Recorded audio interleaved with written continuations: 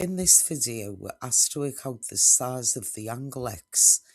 Now, looking at the circle theorem, the angle that is coming from the circumference is half of what the angle coming from the midpoint is, or we can look on that the other way around. So wherever the x is, this angle, what's inside the triangle, will be double it.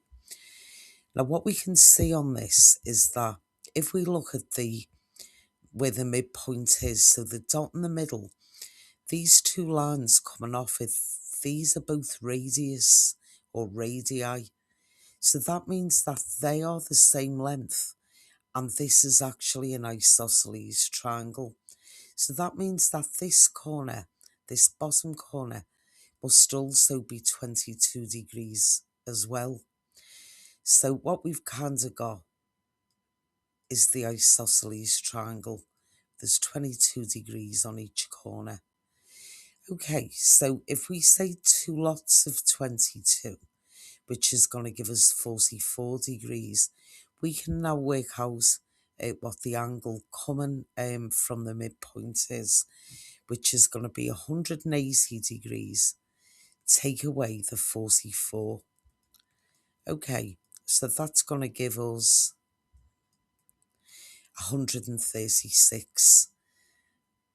So this angle here, the midpoint, is 136.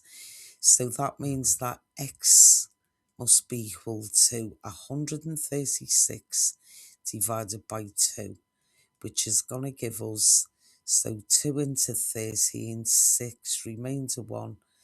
2 into 16 is going to go 8 times. So that means x is equal to 68 degrees.